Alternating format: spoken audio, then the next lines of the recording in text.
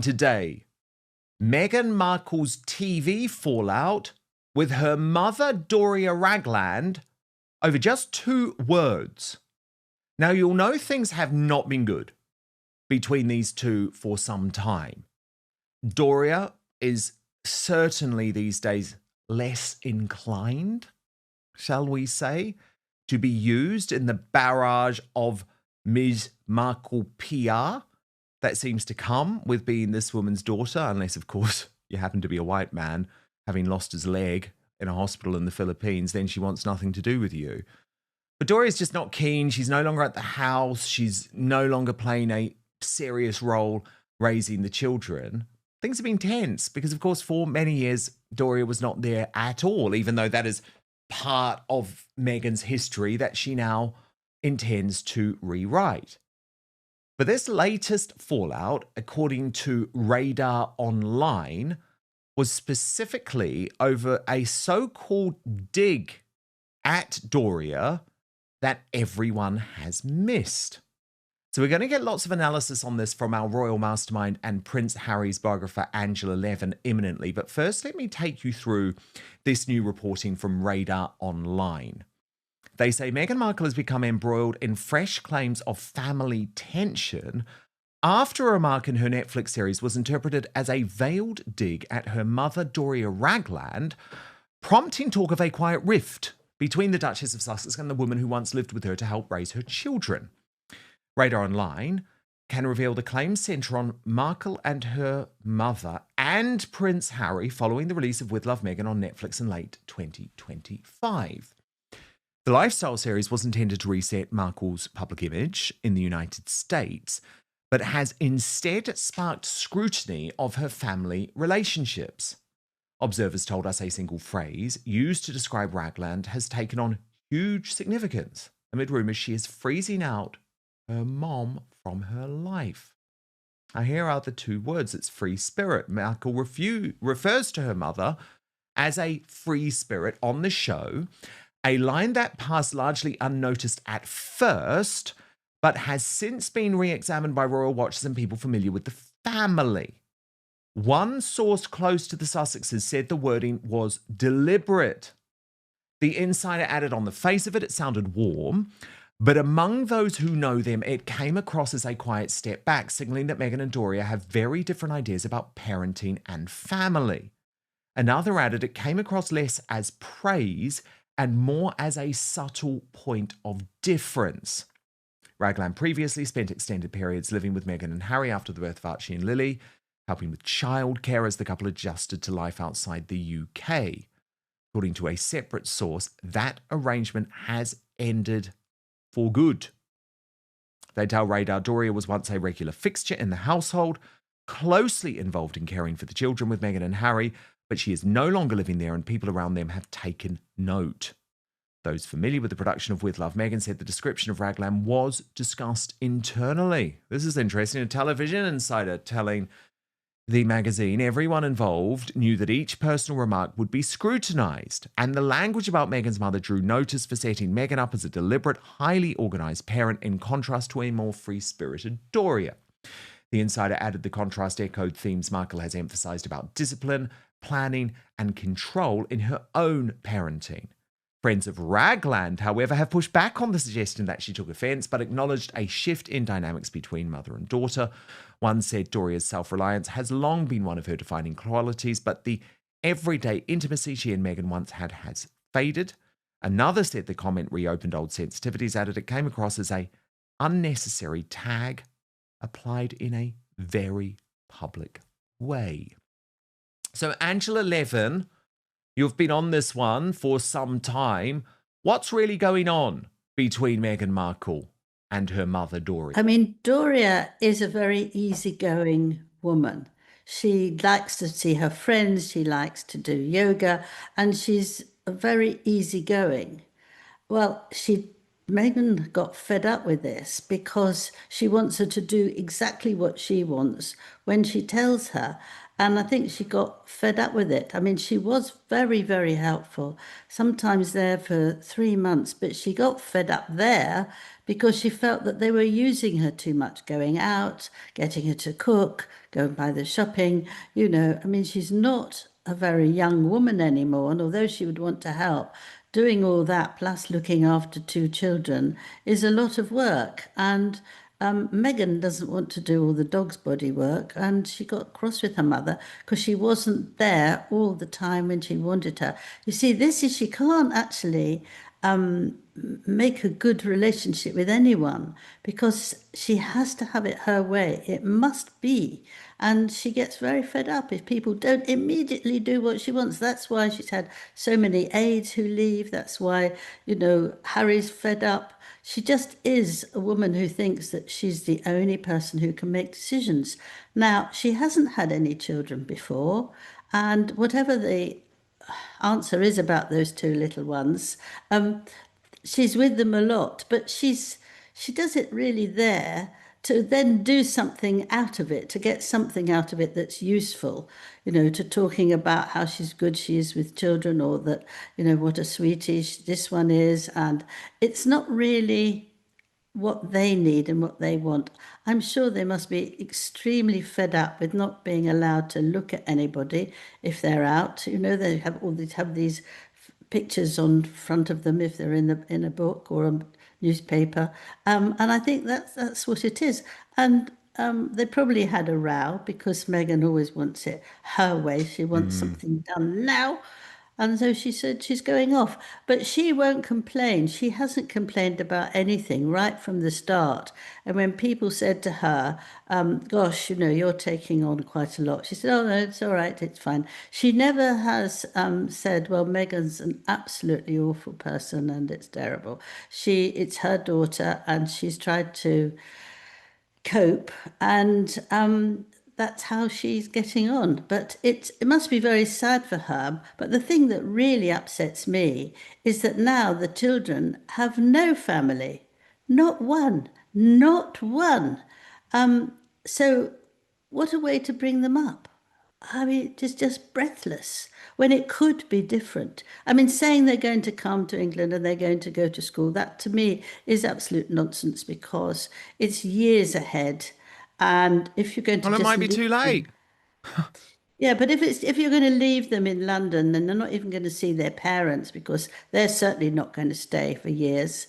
It's too upsetting, and they don't have parents, fathers, grandfathers, uncles, cousins on either side. And that's why they spent their Christmas in pajamas, because nobody wanted to see them and they just hung around like that. I really think so. I don't think people want to have anything to do with them. The more they see them, the more they're with them, the more they realize how awful their situation is and they don't want to do it.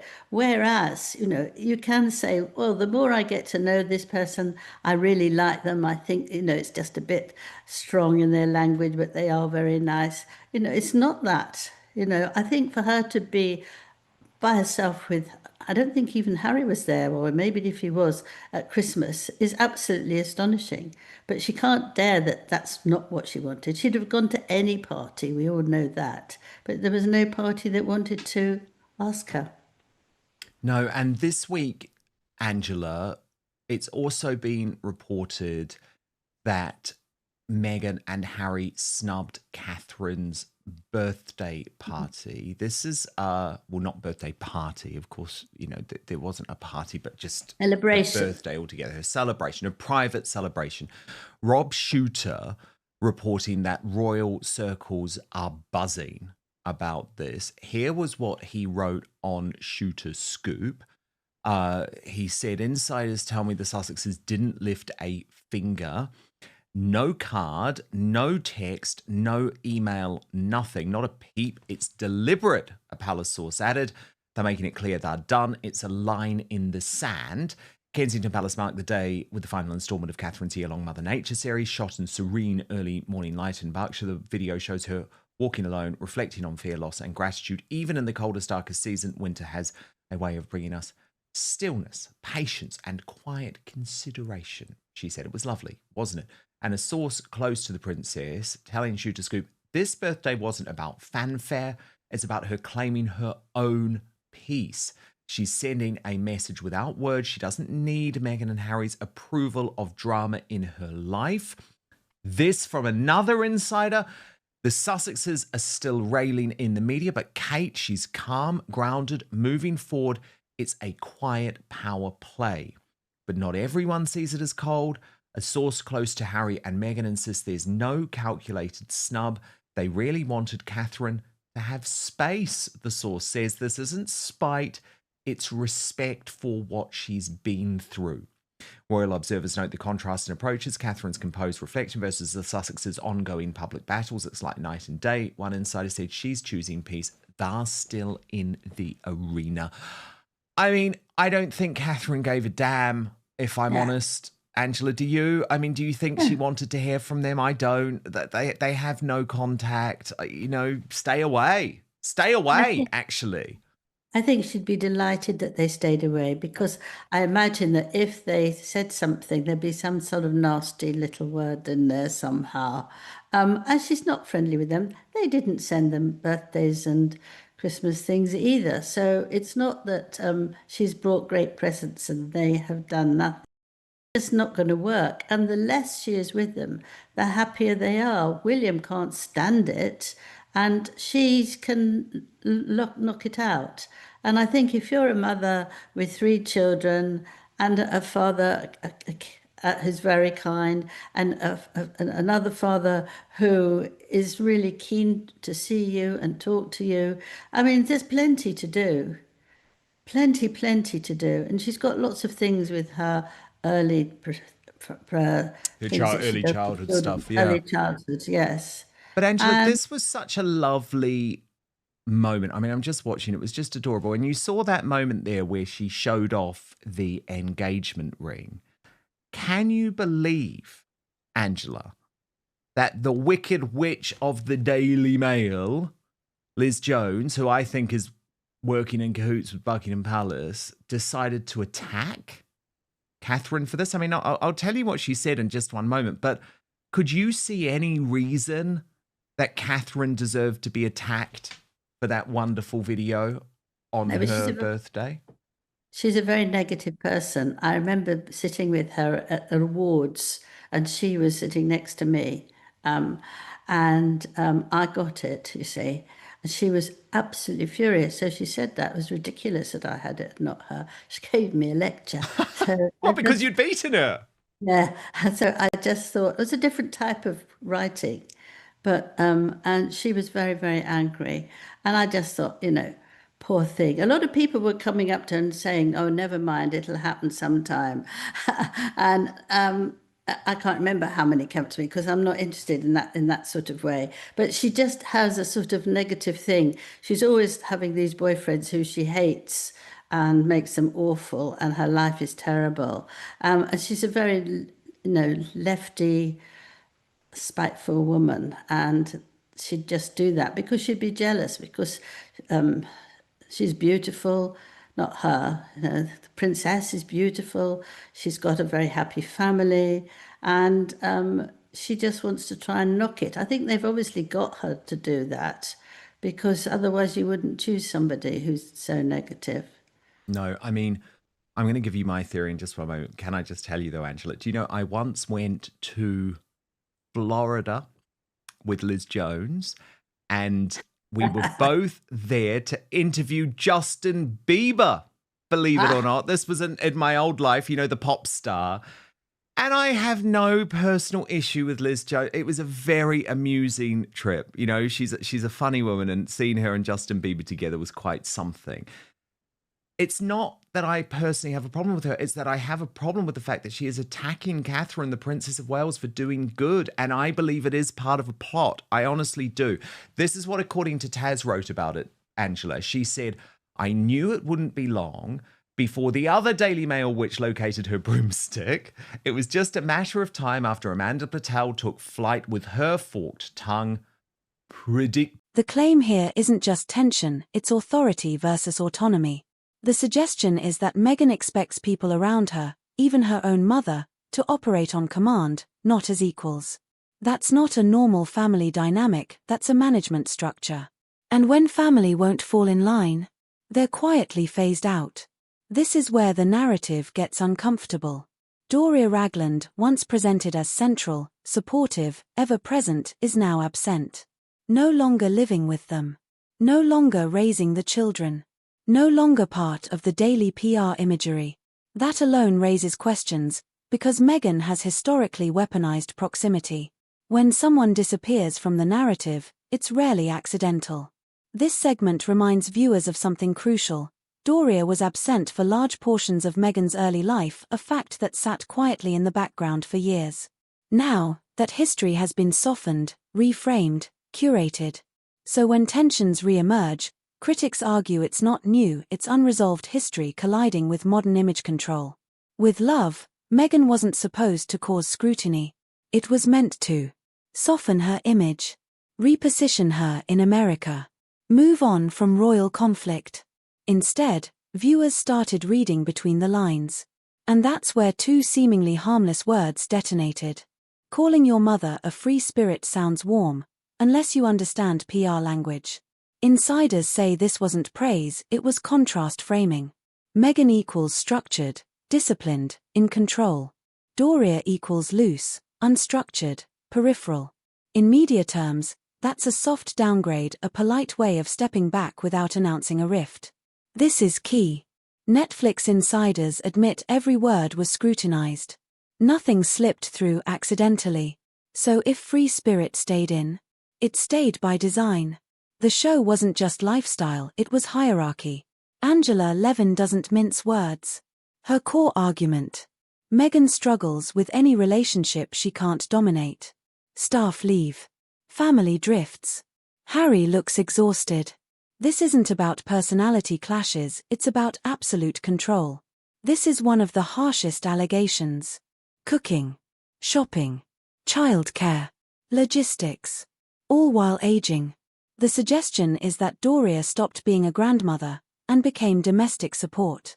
When she pushed back, the relationship cooled.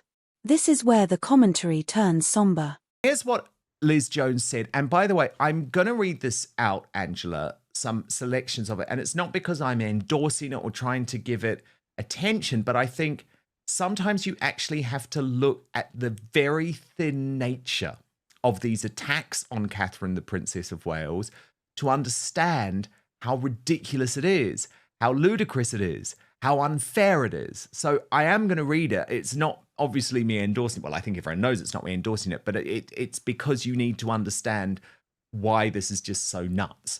So she writes, in the midst of this cold weather gloom, it was surprising to see the latest video for the Princess of Wales.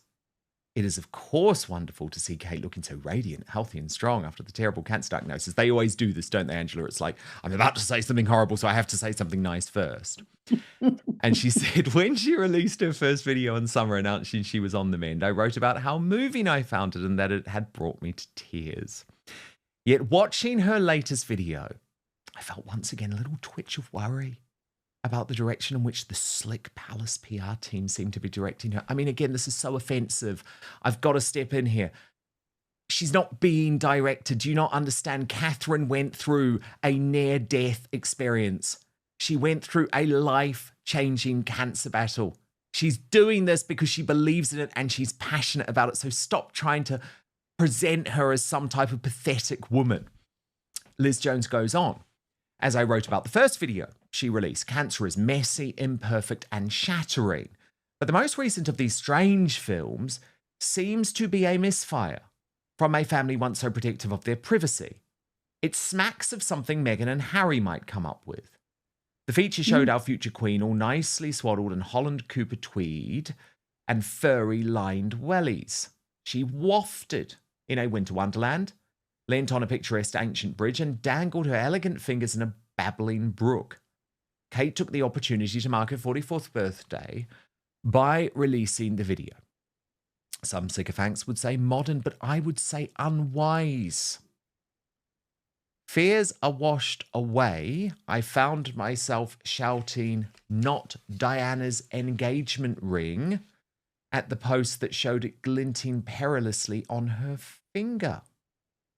I am so sorry to say this on her birthday, but who on earth told Kate releasing this video today of all days when so many people are struggling was a good idea?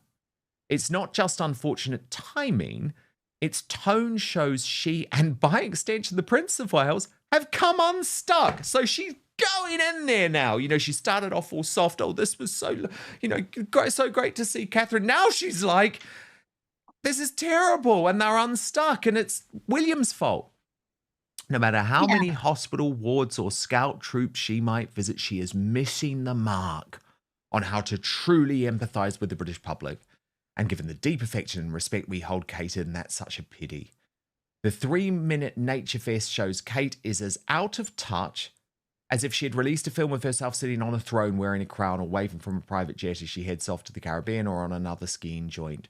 She is delivering an idealised 1930s vision of rural life that no longer exists or perhaps only survives inside the royal parks and estates. Her diction, too, is reminiscent of the late Queen's early Christmas messages to the nation, as clipped as one of Charles's Hugh Hedges. Far worse, though, is her whole nature is our quiet teacher shtick, that it helps us to heal. I am afraid this misguided way of thinking reminds me of the Salt Path scandal, in which a seriously ill man claims a several 100-mile hike and bracing sea air cured him. So now she's comparing Catherine to that total stitch-up. And then she just went through a whole load of the troll comments. And she said, the most telling comment I saw, she might not have had the same outcome if, like most of us with cancer, she had run the gauntlet of the often incompetent NHS. Liz Jones went on, Kate is supposed to be on our side to show she's human, she understands we're grown-ups and we can take a dose of reality. For me, her latest video, and this is where I was like, oh my God, Liz Jones has been on the red wine. This is crazy, because she says, for me, her latest video is even worse than the infamous 1969 Fly on the Wall documentary of the royal family at home, because at least that showed them bickering and barbecuing. Sorry, Kate, I adore you, but this feels far away. Anyone who's really struggling. There's a typo in that last line. Liz, you're missing a word. You should have said, but this feels far away from anyone who's really struggling.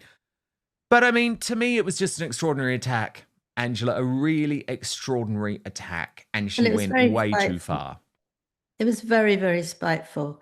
And it looks like if she's jogged from one to the other, she was told to do that. I mean, why would she do that? It would either come out or she'd be told to put it in. I mean, it is unbelievably spiteful. What I do say, to soften it just a slightly bit, that, you know, she was saying sort of nature is my sanctuary, you know, the river inside us flow with ease. You know, she said all these things of absolutely genuinely loving nature. There's absolutely nothing wrong with that.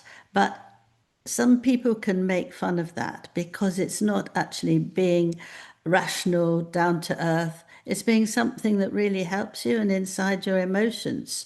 So it's incredibly unkind to do that because you're trying to destroy somebody who has that feeling immensely, largely, and you're trying to spoil it. So, you know, they never read all that, but it's a horrible thing to do. It's unnecessary. And to compare it with even worse things is disgusting. Yeah, no, it was. But here's my theory, Angela, and it's more than just a theory, okay? Because I used to work there. A lot of this has been driven by Buckingham Palace, because Tobin Andre, who is the current communications secretary for King Charles, used to be my boss at the Mail, certainly would have overseen a lot of the work by Amanda Platel and Liz Jones, because it just doesn't make sense to me, Angela, that all of a sudden these two women, especially Amanda, have had this total 180 on Catherine and William. Do you think, here we are, this has just come to me and I just say it, do you think they're actually doing some nasty things to help them when the court comes out with something because they want to show that they are covering everything? so that they are sort of a bit against Meghan and they're a bit against Harry, but they are pro this one, they are pro that one. They didn't want anyone to make them be too good and nice about anybody who's in the monarchy, and certainly not Meghan and Harry. So certainly not Catherine. So they want to sort of hit the nastiness over there. It sounds rubbish, doesn't it? But there must be some reason why the male that actually likes the monarchy is doing this nastiness. Well, they're at war with Catherine and William because Charles's team view Catherine and William as a threat. I think it's terrible. I really do think it's terrible. They're also very unhappy with William and Catherine for not revealing to them the details of their new home. When the Mail says they had that information before anyone else. Now, look, this is something that can be very annoying as a journalist. I do understand that, but there were also security reasons, Angela, around that move. And that's why they won't let them go to anybody in any Highgrove, you see. That's protected, and you can't have somebody going there and saying where this door will open very easily and the other one won't. I mean, it's very difficult, isn't it? Who would want to be an aide in a palace? It's very, very hard.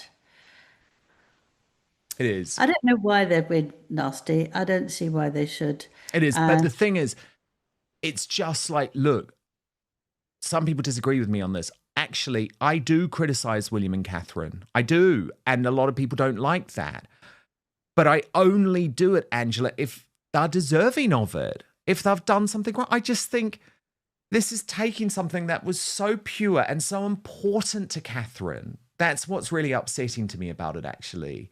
Because this meant I agree with you. I agree with you. I agree with you. No one should be attacking her about anything because she's been so dignified and worked hard to get better. Yeah, and brought absolutely. some wonderful children into the world. Absolutely. And by the way, I mean, comparing it to, the reality TV series on the royal family is ludicrous. I mean, that dominated headlines for weeks and weeks and weeks. Actually, the reaction to Catherine's message, barring a few Sussex Squad trolls, and you're going to get the Sussex Squad trolls on everything. There'll be a few Sussex Squad trolls watching right now, Angela. They're probably paid for by someone. I don't even trust that they're real people. They're probably AI bots or something like that. You get those Sussex Squad trolls and everything. But actually, if you look at the overwhelming reaction to that video from Catherine, it was positive. But look, thank you so much. That is Angela Levin, our royal master. According to Levin, no grandparents, no cousins, no extended family, no community, not on either side. That's not protection. Critics argue that's social isolation, and history shows it rarely ends well. No palace, no Markle relatives, no social circle, just pajamas. Whether literal or symbolic, the message lands hard. They weren't invited anywhere. Silence, in royal terms, is deafening. Here's the contrast that dominates this entire segment. Meghan and Harry, media warfare, leaks, rebuttals. Catherine, silence, reflection, composure. No card. No text. No gesture. And Catherine? She doesn't care. That's not weakness, that's emotional finality. This destroys the Sussex narrative. There's no longing. No sadness. No bridge building. Just distance. And according to Levin, that distance is intentional and permanent. Criticism is one thing. But this wasn't critique, it was resentment dressed as journalism. Comparing Catherine's cancer recovery messaging to elitism? That's not analysis, it's spite. And viewers saw straight through it. Dan Wootton's implication is explosive. This wasn't random. The theory. Palace factions. Media insiders. Strategic distancing before legal fallout. Whether you believe it or not, the timing raises eyebrows. The more Catherine is attacked, the stronger she becomes. Because she doesn't clap back. She doesn't leak. She doesn't weaponize pain. She just endures. And the public notices. This entire video boils down to one truth. Meghan's world shrinks. Catherine's stabilizes. One fights everyone. The other lets silence do the work. Now I want your view, because this divide is only growing.